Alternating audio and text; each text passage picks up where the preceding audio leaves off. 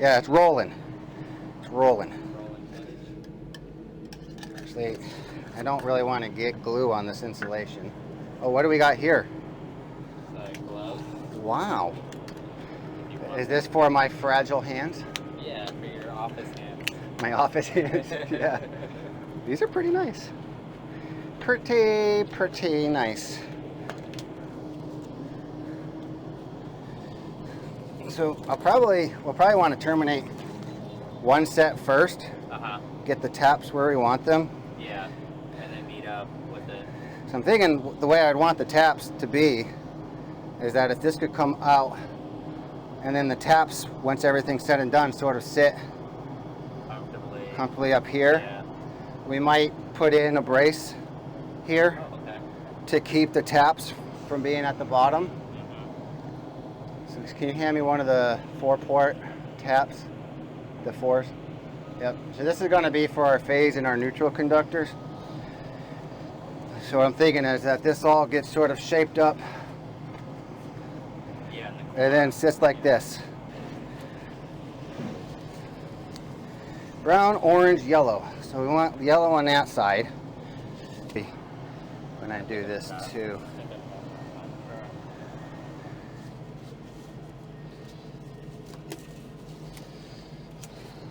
So these are parallel conductors, and so when we terminate these, they need to be the same length.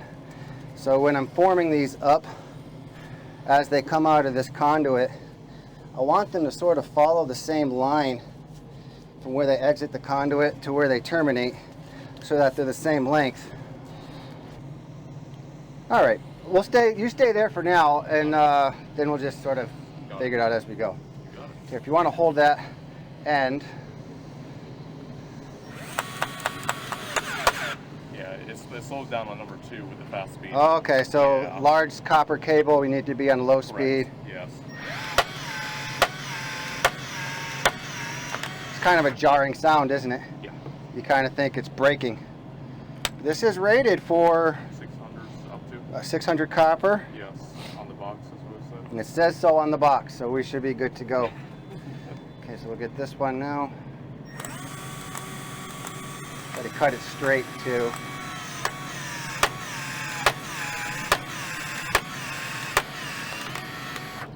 All right. I like to keep these elevated. I also like to keep the plugs facing up. These are pretty tight, but if they're facing down, you know, obviously gravity is going to make it easier for them to fall out, so I like these facing up. So this is C phase. What I'm thinking is we'll go neutral, A, B, C, and how we lay these lugs out. And we'll try to get these so that the radius of this cable comes around this way. Sure. And that these lugs will end up something like that. So when you're stripping this, you got to make 2 cuts. You're going to make one around like this, and then you're going to make one parallel like that. When you do this cut, you're not cutting all the way through the insulation. You're cutting mostly through. You don't want to ring that copper because that'll damage that connection. That's a weak point that could break. And so I just put enough pressure in to where I'm scoring a straight line around it. And then going this way, I can press in pretty firmly to get up underneath that. Then I stick my knife in and I pry it up until I can get my thumb underneath there. And then if I scored this enough on the outside, I should be able to pry it open from there.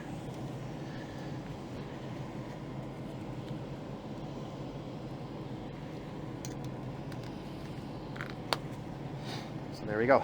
What I really think about a lot when I'm using a knife is, if I lose control of this knife, where is it going to go? And I should try to prevent injury to myself. Understand. Okay. Yeah, just what I'm used to is not the same as you. That's the only reason Yep. why. So for me, it's going this way though. If I go long ways like this, it's kind of the way I was showing, but obviously you did a score way. Yep. Like this. So what I found with the long way, where you're laying your blade flat against the cable and pushing outward, you've got a lot more knife in contact with the insulation, so it offers a lot more resistance to that cut. Correct. Also, because of that, you lose some control, and you run a bit of a higher risk, I think, of going too deep and gouging that copper. Correct. But it looks like you've done a pretty good job with that, though. Why, you see your weight the second time?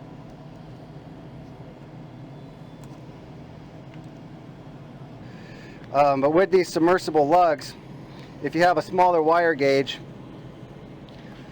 so this is 600, if you had 500, it could slide right into this, and then this boot will automatically seal around the insulation. You want to make sure that it's good insulation, that we don't have damaged insulation there in order to get a good seal. But once you get smaller than 500s, there's a gauge on this fitting to where you would cut it to the correct gauge for whatever wire size you're running.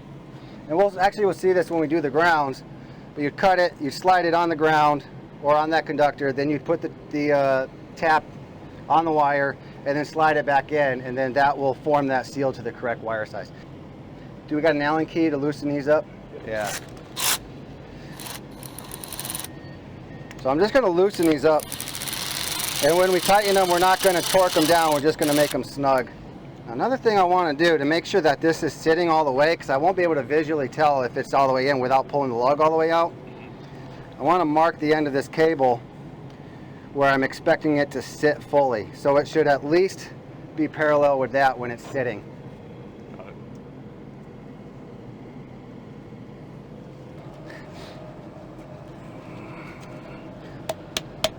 But one thing I can see, I don't know if you can see it in the camera, is the copper's all the way through the lug, and you can see that. You can tell I've been in the office for too long. Okay, so that's sitting. That's as far as I want to go, because I want to actually torque it with the torque wrench.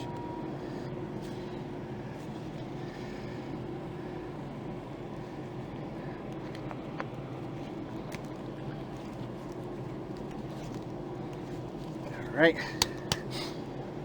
sitting all the way in there.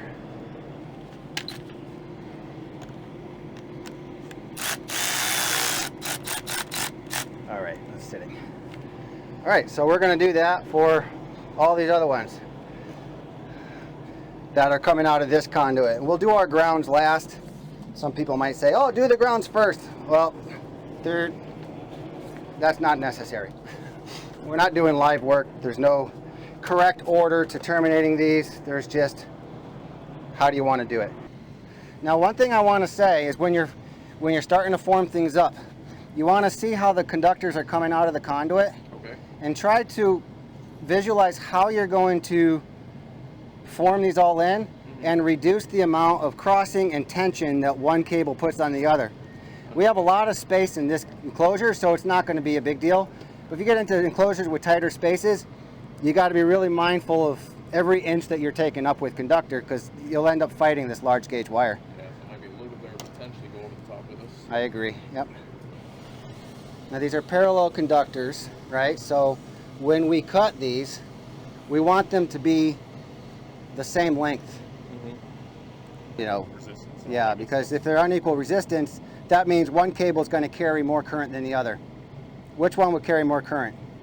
The one with the less length. Right, the one with the less length, because it would have less resistance. Yep.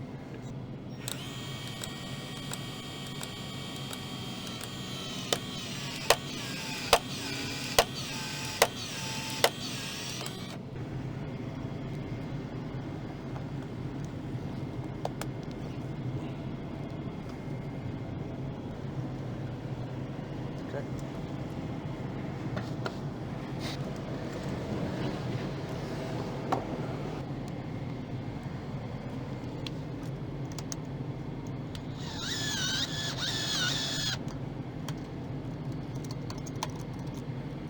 Go the whole way, but I feel like it's a little too much. Yeah. Oh, wow. I think it's set up a little bit longer than what it needs to be, but it still worked. I stopped before it hit the end. If you go the whole way, it'll get a clean cut on the end. Thing is, I stopped before I went there because, as you can see, we're already through what we need. This measurement seems to be a little bit long. The piston's set at to 1 3/8.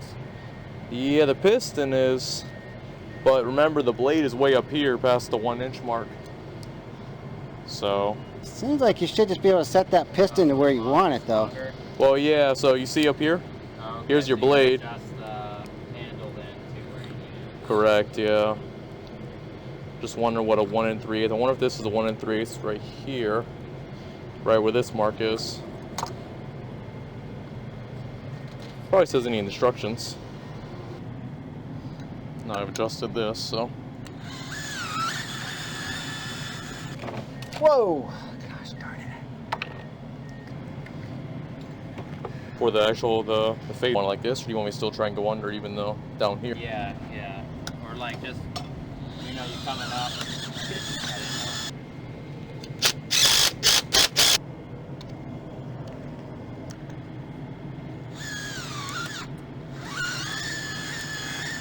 That one went good. Mm-hmm.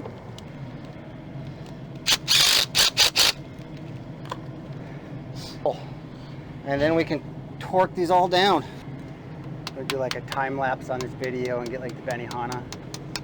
Is it Benihana?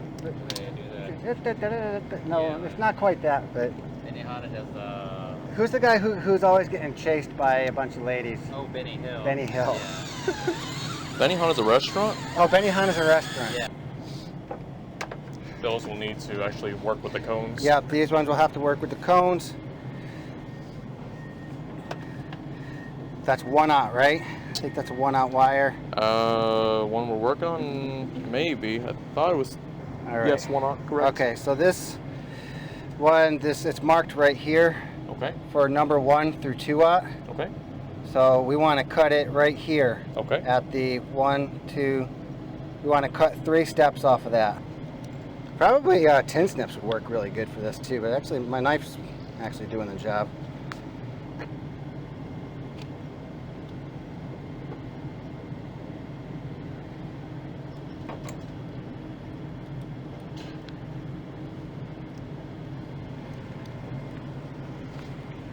We're terminating 600s to one set, and then we're terminating 1/0s to another. So this is the table for the torque values for that lug set. And so for 600s, we need to set the tool to 500 inch-pounds. And then for 1/0s, we need to set the tool to 210 inch-pounds. So what I'm going to do right now is set up a couple modes on this tool so that when we get out to doing the terminations, we don't have to mess around with the setup too much. Foot-pounds. So I already have the tool set up for 500 inch-pounds with a 2% tolerance. So our target is 500 inch-pounds with a 2% tolerance to not exceed 510 inch-pounds. What I want to do is set up another mode for the 210 inch-pounds once, so we can do that 1/0 when it's time. So I'm going to hit that button. Actually, so I hit OK once and it highlights. If I hit OK twice, then I go in and I can make adjustments. So hit OK. Now I'm going to go and hit quick mode. I'm going to add a mode. And here you can see I can change the value that it's going to display for me. And these all convert equally, right? Inch-pounds to foot-pounds, they'll all convert, but what is it displaying for me? I want it to display inch-pounds, so let's hit OK. And then I want to go to 210. I hit OK. We'll leave a 2% variance. I hit OK, OK, done. So now I have 2 modes loaded into this tool, ready to go. So I can go that, hit OK, apply mode. Now I'm in 210. I can hit OK, go up to mode, change it to 500, hit apply mode. Now I'm ready to go to torque those down to the correct value.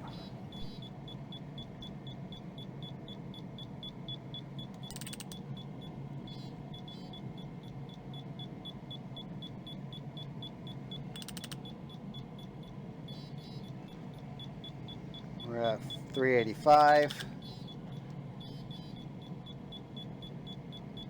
Wow. 410. Pretty tight, huh?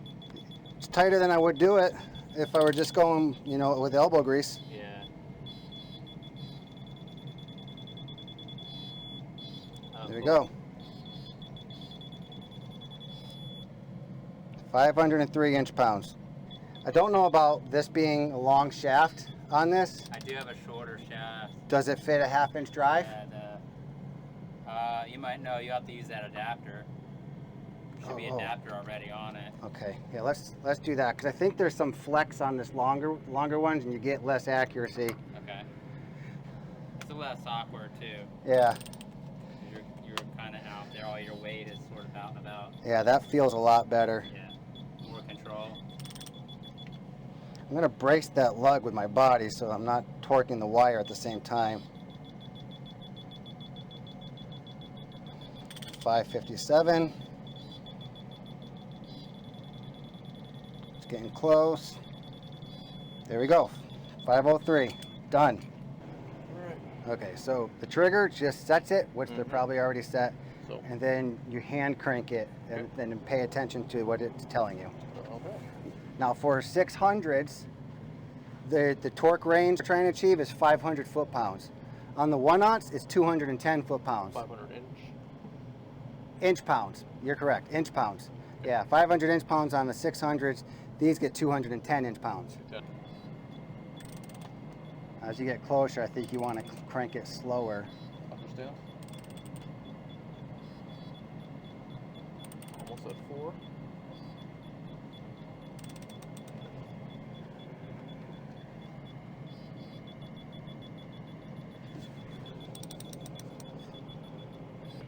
Yeah, I saw you were kind of going like this, you know, like rowing it, because you want control.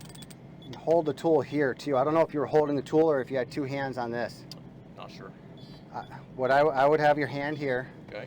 This helps keep that position, Got it. and then just crank this gently, Okay. because you'll quickly over crank it otherwise. See how As I see how slow I'm going? Yeah. See, because also look when I crank it fast, see it just jumps up. Yes. So I'm sort of letting it find itself Mm-hmm. before I add more pressure to it. There we go. So see what I'm saying? Like I'm applying pressure right here, but I'm not adding anything to the lug until now. And then when you're done, just put a little mark on it. That indicates that it's been torqued. Okay.